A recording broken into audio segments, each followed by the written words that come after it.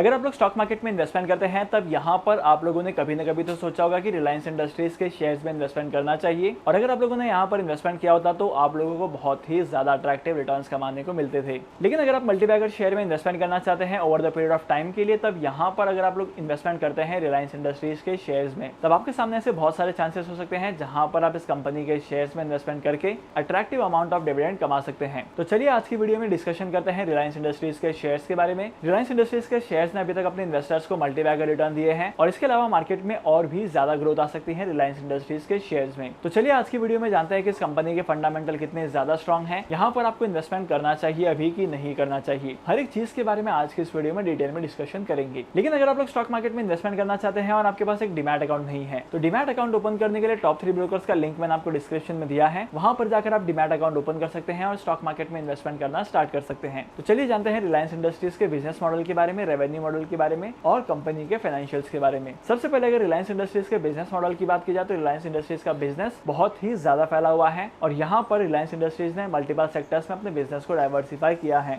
By the way Reliance industries ने कौन कौन से सेक्टर्स में अपने बिजनेस को डाइवर्सिफाई किया है मुझे कमेंट सेक्शन में जरूर बताना। और वहीं पर अगर आप कंपनी के शेयर्स की परफॉर्मेंस को देखेंगे तो यहाँ पर कंपनी के शेयर्स की परफॉर्मेंस में आप लोगों को एक्सेप्शनल रिटर्न कमाने को मिले हैं। और जैसे कि आप स्क्रीन पर देख सकते हैं रिलायंस इंडस्ट्रीज के शेयर्स की करंट मार्केट प्राइस चल रही है 2514 रुपीज की। वहीं पर कंपनी के शेयर्स की प्राइस 0.82% से गिर चुके हैं। एक हफ्ते की बात की जाए तो एक हफ्ते में इस कंपनी के शेयर्स की प्राइस 1% से गिर चुकी है। पिछले एक महीने में रिलायंस इंडस्ट्रीज ने अपने शेयर होल्डर्स को 3% की रिटर्न दिए हैं।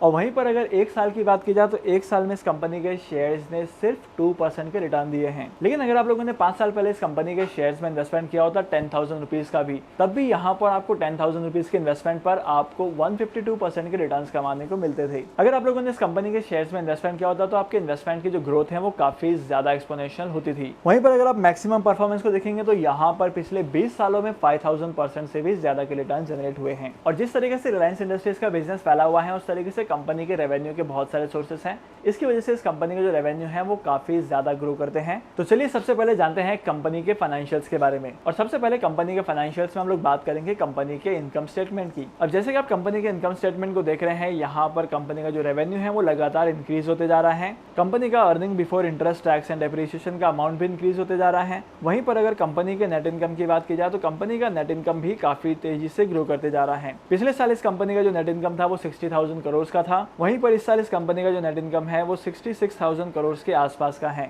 मतलब यहाँ पर डायरेक्ट 10 to 12% की ग्रोथ दिखाई दे रही है। और वहीं पर अगर आप कंपनी के अर्निंग पर शेयर को ऑब्जर्व करेंगे तब यहाँ पर आपको पता चलेगा कि कंपनी का जो अर्निंग पर शेयर है वो पिछले साल 89.75 का था, लेकिन इस साल इस कंपनी का जो अर्निंग पर शेयर का अमाउंट है वो 98.59 का हो चुका है। और तो और रिलायंस इंडस्ट्रीज के शेयर्स को लेकर 3 इंपॉर्टेंट चीजें हैं जो आपको पता होनी चाहिए। सबसे पहली बात तो यह है कि इस कंपनी के जो रेवेन्यू की ग्रोथ है वो इंडस्ट्री के कंपैरिजन में काफी ज्यादा है। पिछले 5 सालों में इस कंपनी के रेवेन्यू की ग्रोथ आ रही है 17% के आसपास की। वहीं पर अगर इंडस्ट्री की बात की जाए तो इंडस्ट्री का जो रेवेन्यू का ग्रोथ है वो 13% का ही है। सेकंड इंपॉर्टेंट चीज तो यह है कि कंपनी का मार्केट शेयर पिछले 5 सालों में इंक्रीज हुआ है। पहले इस कंपनी का मार्केट शेयर सिर्फ 27% का था, लेकिन अब इस कंपनी का मार्केट शेयर हो चुका है 33.7% का। और तीसरी इंपॉर्टेंट चीज तो यह है कि कंपनी के जो नेट इनकम का रेशियो है वो इंडस्ट्री के मुकाबले काफी ज्यादा है। इस कंपनी के नेट इनकम का रेशियो पिछले 5 सालों में 15% का था, लेकिन वहीं पर इंडस्ट्री एवरेज की बात की जाए तो इंडस्ट्री एवरेज का रेशियो 8.9% का निकल कर आता है। और सेकंड इंपॉर्टेंट चीज है कंपनी की बैलेंस शीट। अगर आप कंपनी की बैलेंस शीट को देखेंगे तब यहाँ पर कंपनी के असेट्स और कंपनी के लायबिलिटी में काफी ज्यादा अट्रैक्टिव अमाउंट दिखाई दिया है। कंपनी के असेट्स की वैल्यू इंक्रीज होते जा रही है और कंपनी की जो लायबिलिटी की वैल्यूज हैं वो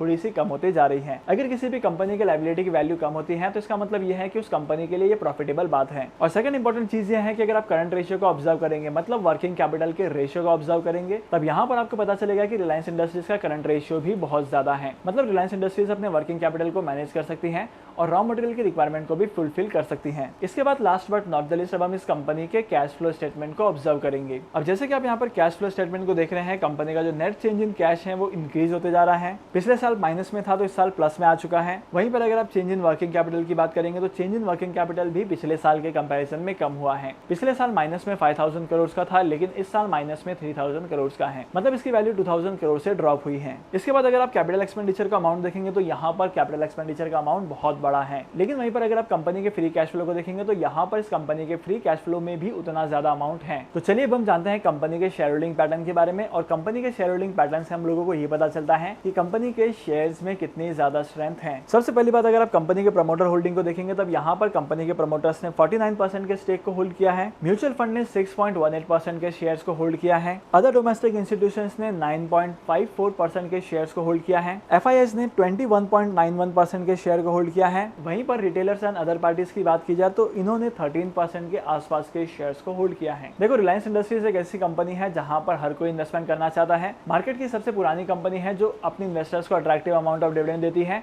कंपनी के शेयर्स की प्राइस में भी काफी अच्छी ग्रोथ आती है और इसी की वजह से कंपनी के इन्वेस्टर्स को काफी अट्रैक्टिव रिटर्न्स भी कमाने को मिलते हैं। अगर आप लोग लॉन्ग टर्म के लिए इन्वेस्टमेंट करते हैं तब यहाँ पर आपको 150%, 200% या 250% तक के रिटर्न्स भी कमाने को मिल सकते हैं। तो डेफिनेटली अगर आप अपने इन्वेस्टमेंट के पोर्टफोलियो को डाइवर्सिफाई करते हैं तब यहाँ पर आपको रिलायंस इंडस्ट्रीज के शेयर्स में इन्वेस्टमेंट करना है, क्योंकि करंट लेवल पर कंपनी के फंडामेंटल्स काफी ज्यादा स्ट्रॉन्ग है। और इसी के साथ साथ अगर आप यहाँ पर इन्वेस्टमेंट करते हैं तो आपको हमेशा ही लॉन्ग टर्म के लिए ही इन्वेस्टमेंट करना है, क्योंकि सारी वो कंपनीज है जिनके शेयर्स करंट मार्केट कंडीशन के हिसाब से तो गिर सकते हैं, लेकिन अगर आप लोग लॉन्ग पीरियड ऑफ टाइम के हिसाब से देखेंगे तब यहाँ पर आप लोगों को अट्रैक्टिव अमाउंट ऑफ डिविडेंड भी कमाने को मिलेंगे और आपके शेयर्स की ग्रोथ भी काफी अट्रैक्टिव होगी। डीमैट अकाउंट ओपन करने के लिए टॉप 3 ब्रोकर्स का लिंक मैंने आपको डिस्क्रिप्शन में दे दिया है, वहां पर जाकर आप डीमैट अकाउंट ओपन कर सकते हैं और स्टॉक मार्केट में इन्वेस्टमेंट करना स्टार्ट कर सकते हैं। तो फिर मिलते हैं अगली वीडियो में नए टॉपिक के साथ, एक इंटरेस्टिंग टॉपिक के साथ। तब तक के लिए signing off, happy investing and good bye.